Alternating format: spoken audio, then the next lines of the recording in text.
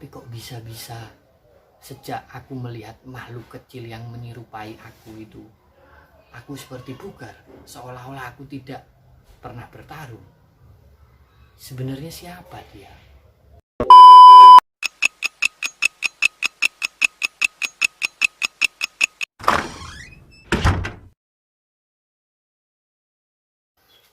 Kemudian setelah meninggalkan Nogogini, sering perjalanan pencarian Bima masih di dasar lautan, Bima ditemui sama sesosok naga yang besar. Naga itu sangat kuat sekali. Terjadi pertarungan yang sengit. Karena saking sengitnya, Bima sampai merasa kalah. Karena Bima tidak terbiasa untuk bertarung di dalam air. Akhirnya Bima dililit oleh ular atau sejenis naga itu, dan Bima lupa kalau dia punya kuku pancanaka. Tapi Bima terlanjur dililit karena memang Bima itu pria yang tangguh, langsung dikeluarkan kuku pancanakanya dan mencabik-cabik naga itu atau ular itu. Matilah naga itu dan Bima bisa lolos dari lilitan naga itu. Namun tenaga Bima sudah habis dan Bima tidak bisa berenang untuk ke permukaan karena tenaganya habis.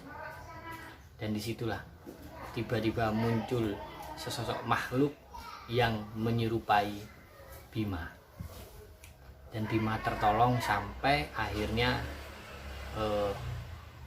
berada di permukaan laut.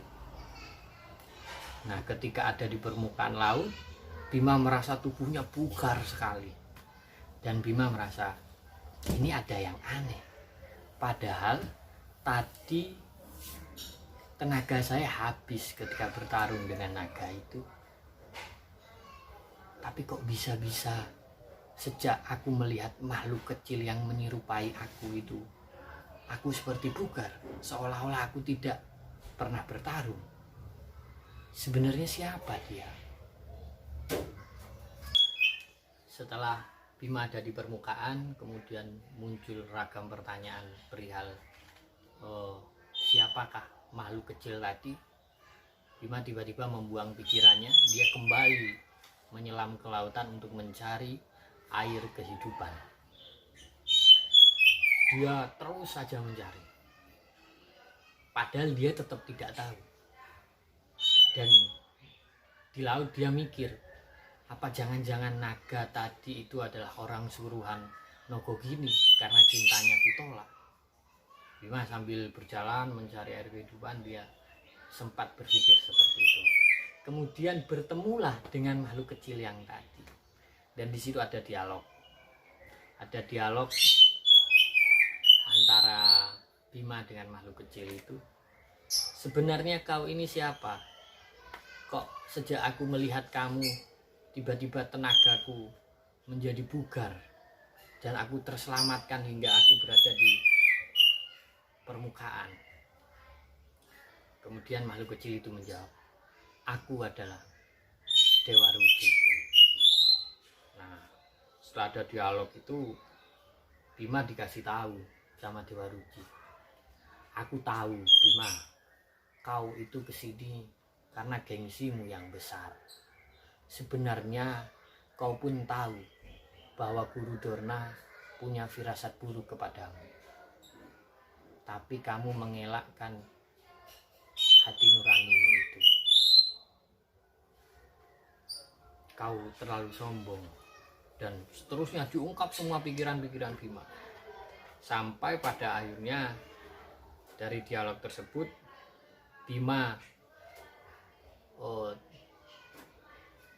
menceritakan maksudnya, aku sini untuk mencari kehidupan. Iya, aku sudah tahu, kata Dewa Ruci. Sebelum kau menceritakan bahwa kau mencari air kehidupan, aku sudah tahu bahwa kau sedang mencari air kehidupan. Yang kau cari itu adalah aku. Kemudian Bima kaget, kenapa kau bisa membaca pikiranku? Sebenarnya kau ini siapa? Apakah kau seorang dewa? Apakah kau Tuhan? Kemudian Dewa Ruci menjelaskan, kau itu pasti tahu Bima, bahwa tidak ada dewa yang mampu mengetahui pikiran seseorang. Dan aku jelas bukan dewa, apalagi Tuhan. Aku hanyalah simbol, kata Dewa Ruci. Kemudian Bima kagum dengan makhluk kecil itu. Jika memang benar kau air kehidupan, lantas bagaimana? Kemudian Dewa Ruci menyarankan, masuklah engkau ke telingaku, kata Dewa Ruci.